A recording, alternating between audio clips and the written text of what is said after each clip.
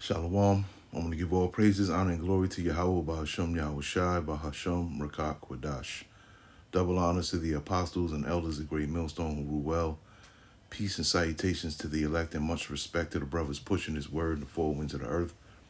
Shalom to you few sincere sisters out there as well. It's Brother Ariyah coming at you with another edition of The Love of Many Shall Wax Cold. This is 2nd Esdras, the 14th chapter. I'm going to read 14 through 17. And let go from thee mortal thoughts, and cast away the burdens of man, and put off now the weak nature, and set aside the thoughts that are most heavy unto thee, and haste thee to flee from these times. For yet greater evils than those which thou hast seen happen shall be done hereafter. For look how much the world shall be weaker through age, so much the more shall evils increase upon them that dwell therein. And that's the time that we are seeing the evils increase abundantly out here, man. Okay, people are bugging the hell out. All right, you just had a grandmother that I guess was in a house with her family, okay, and started shooting everybody in the house and deliberately shot her grandchild in the eye. Okay, the baby survived, but still, you know, you got a random dude running around somewhere in the Midwest. I forget where exactly. This dude raped 3 women in the same night, man. You know, you got a man had a woman pregnant, and he caught up to her, okay, because I guess he was telling her, look, I'm gonna catch up to you and I'm gonna get you. And that's exactly what he did. He ran up on her, punched her in the face, and stabbed her like 10 times, man. Knowing that, his baby was inside of her stomach, man. People are really, really bugging out here, man. And it's only going to get worse from here on. Okay, so this here, the first video here, I normally don't do this, but this is a long video. As you see, it's almost 12 minutes. So I'm going to give you a quick synopsis of what's happening here. Okay, this cop pulled up behind this dude, as you see up here, okay, with a stolen BMW. And once the cop pulls behind him, he gets out. Okay, you see that the cop is really trying to help him, not knowing that the vehicle was stolen. And the dude pretty much shoots the cop, puts him on the passenger side, and drives down the street, man. And then he gets rid of him a little bit ways down the street, and you can see it from the camera that the cops have on their chest. Okay, it doesn't show the act, but you can see what's going on. And so yeah, because there's really no talking in the video or anything like that after the shooting goes down. So I just wanted to let you know what was going on.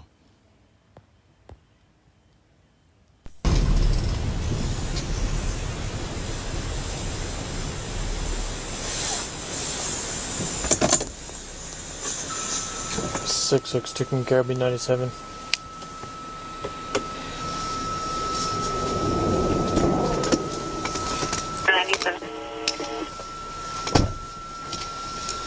Hey, bud.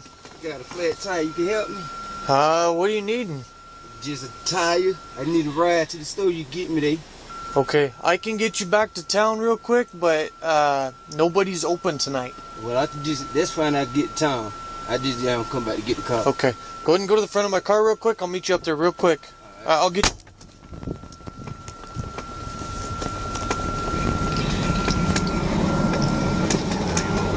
Shot the cop. Yeah.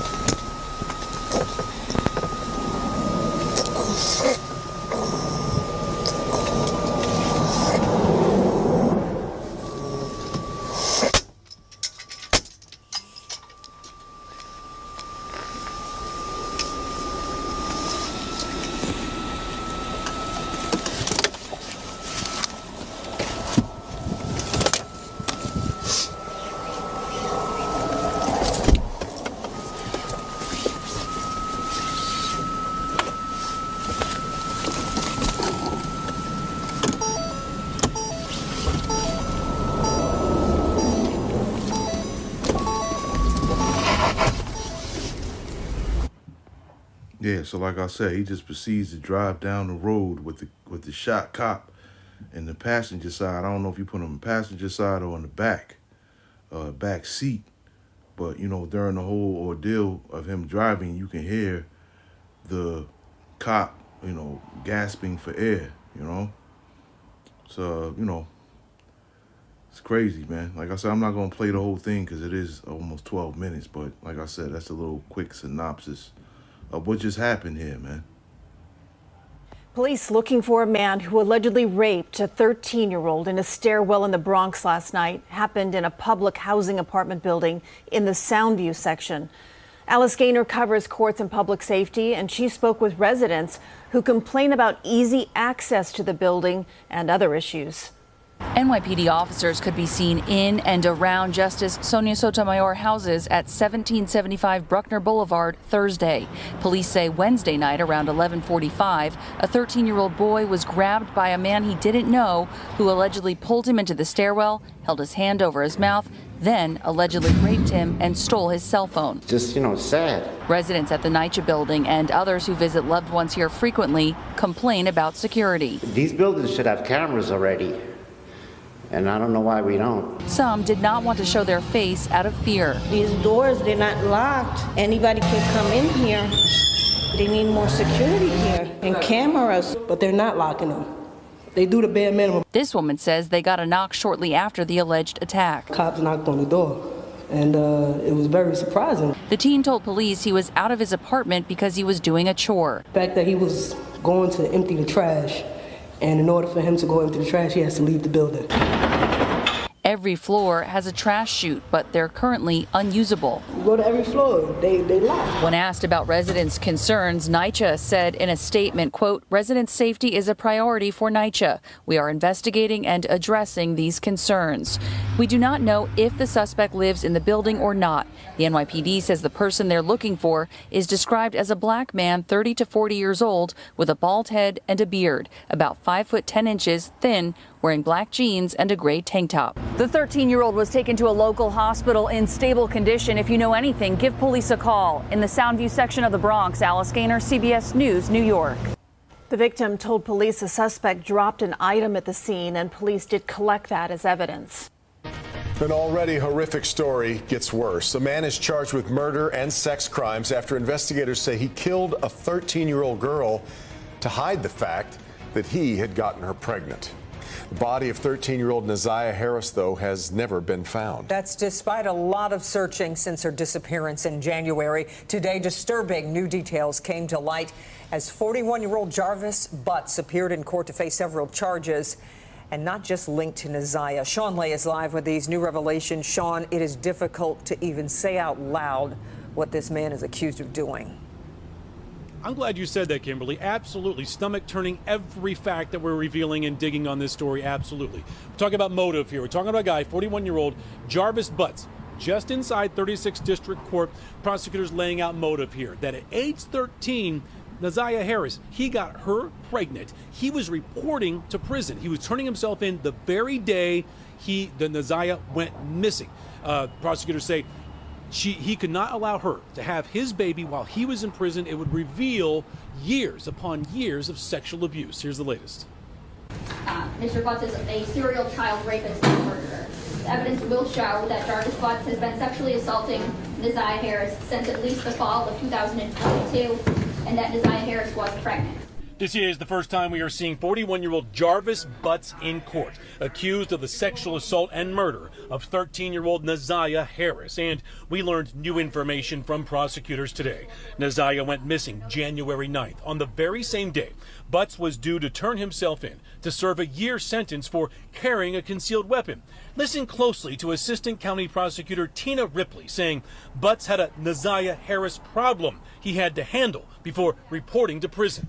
To turn himself in on January 9th of 2024 to serve a year-long sentence for CCW.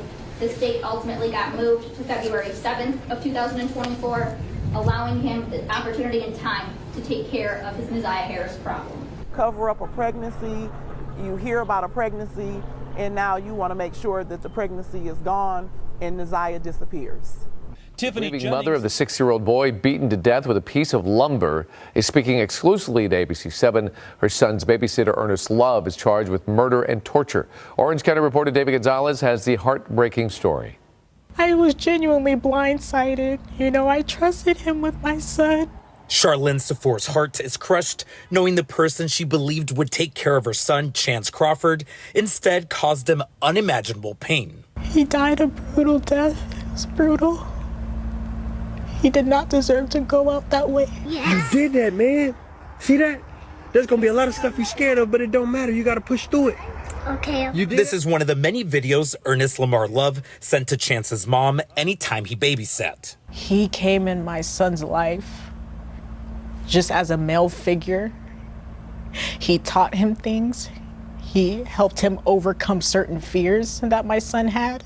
But on August 30th, Safour's life began to crumble after she dropped Chance off at Love's barbershop in Placentia before heading off to work at St. Joseph's Hospital.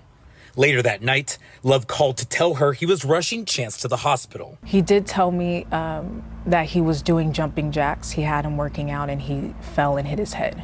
And that's what's hard for me because I believed him when he told me. Prosecutors say Love had beat the 6-year-old with a piece of lumber for wetting his pants at a park, then poured hydrogen peroxide on the open wounds and forced him to exercise until he collapsed. How could you do this to a child?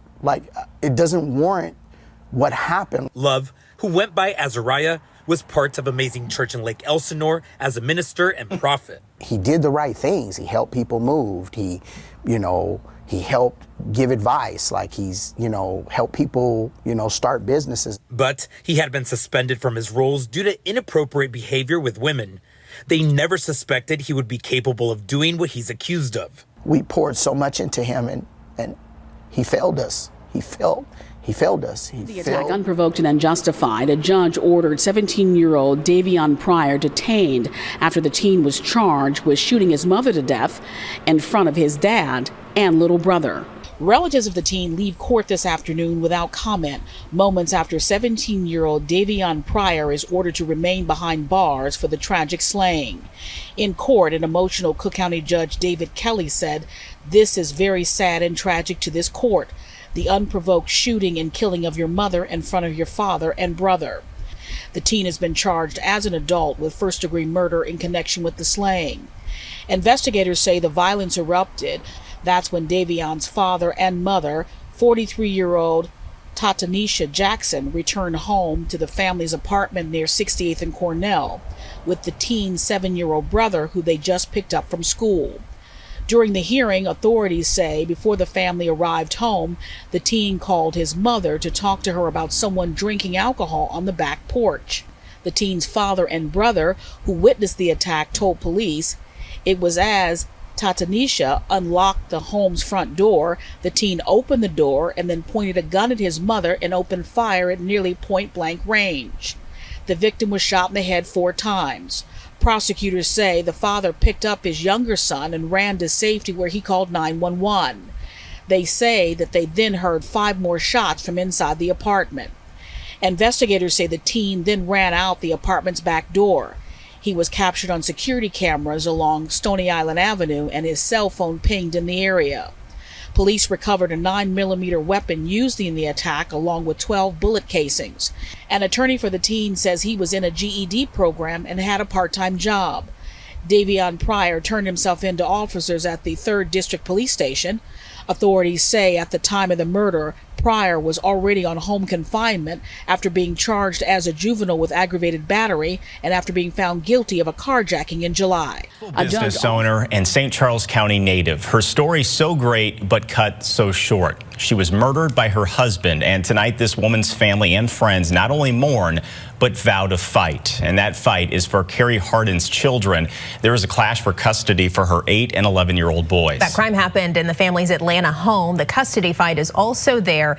And tonight, here in St. Louis, Carrie's friends and mother are talking to us about the issues before all of this tragedy. First Alert 4's Russell Kinsall here with that story. Russell. Yeah, the victim, Carrie Hardin, such a smart, hard worker. She had already saved for a car at the age of 14 and a half.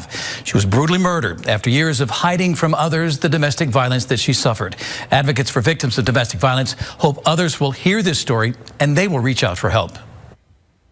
I never imagined that something like this would happen to Carrie. You know, it's like, no way. Carrie was too big for this to happen to her. Alicia Allen and Chastity Adams Miller are still in shock over their friend's brutal murder.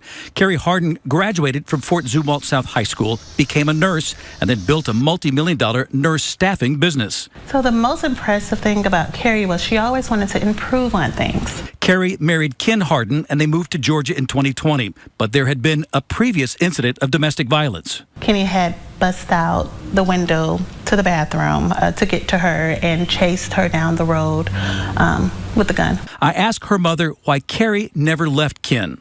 She wanted to keep her family together, and she believed that he would stop, that he wouldn't really harm her. From the couple's home outside of Atlanta, hours before her murder, Carrie texted her friend Alicia asking if she could come stay with her. I'm not going to call the police because, you know, I'm just afraid that something bad will happen out of it. And I just want to go to sleep. And I'm going to lay down and hopefully nothing happens. Carrie Harden had taken a job at Cochran VA Medical Center and contacted a divorce attorney. Ken Harden's accused of shooting his wife with a shotgun, burning her body and burying it in a shallow grave. It breaks my heart that I didn't call the police for her. Fighting for her life after police say her own mother tried to murder her. The shooting happened Monday evening in Prince George's County. Fox 5 Naziah Bonsu is at the Seat Pleasant Police Department with surveillance video that happened moments before that shooting. And also, from what we understand, Nana, you have some new details from investigators. Yes, we do. So let me tell you, around this police department is the home where officers found the 13-year-old girl with a gunshot wound in her neck. Now, when officers arrived, the girl told them that her mother asked her to tell officers that someone else shot her. Well, it was through further investigation and surveillance video that we're about to show you that police determined the girl was shot by her mother. I actually saw them walk her down the block and handcuff her and put her in the back seat. Tina Nyblack was outside early Monday evening when she noticed caution tape blocking off one of the homes on her street. You know, we're not sure of the details of how it happened or what happened here, so. Fox 5 spoke with her yesterday when Seat Pleasant police were trying to figure out who shot a 13-year-old girl. At the time of the interview, Nyblack didn't know the suspect was the victim's mother, but now she does. Oh my, this is horrible.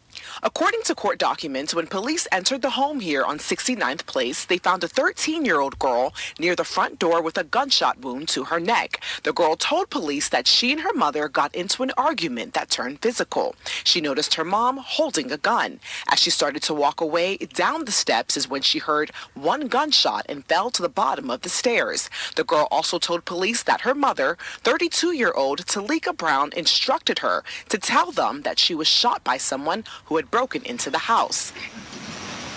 So police started reviewing surveillance footage like the video on your screen, where you can see the teenage girl walking home from school with a book bag. She grabs the trash can from the curb and brings it to the side of the home before entering the house. According to court documents, between the time she entered the home and the shot was fired, no one else was seen entering or exiting the home. The girl and her mother were the only ones in the house. Investigators say Brown continued to give them conflicting stories before they arrested and charged her with first-degree attempted murder.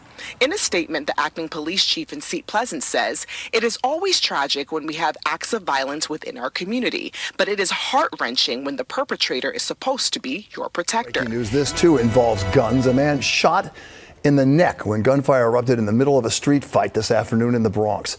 You're looking at surveillance video of the commotion during that fight. The altercation erupted in the Fordham Heights section by the elevated tracks for the 4 train. The victim's a 29-year-old man, I should say. He hopped onto the car and raced to a nearby firehouse where he was given help and then taken to the hospital. New York cops say the dispute started among 4 people who were on scooters. The mayor of Paterson is telling New Jersey's attorney general to get out of his city. This after a brazen robbery was caught on surveillance video. The attorney general took over Paterson's police department back in March of 2023. Christine Sloan covers New Jersey and has the story.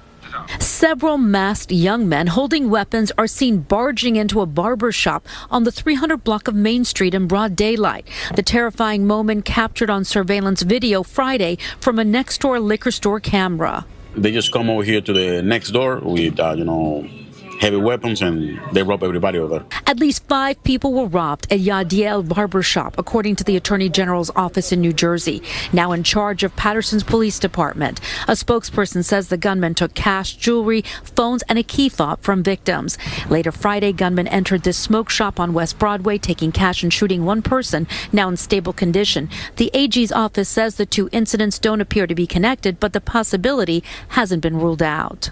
You're talking about individuals wielding these weapons, assault rifles, near a cathedral, near a school, and I'm telling you, I've lived here all my life. I've never seen anything like it. Patterson's mayor telling the Attorney General to get out of his city. It's time for Matt Plotkin's failed political experiment to end. The mayor was in court Tuesday, his lawyers arguing the Attorney General's takeover of the police department is illegal. People are starting to panic, and they're panicking Now because... to breaking news, the NYPD is searching for a man who they say raped a woman on the Upper East Side.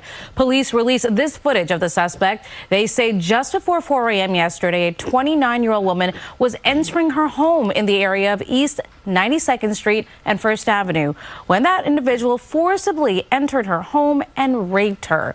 He ran away. The victim was taken to the hospital in stable condition. And in Brooklyn.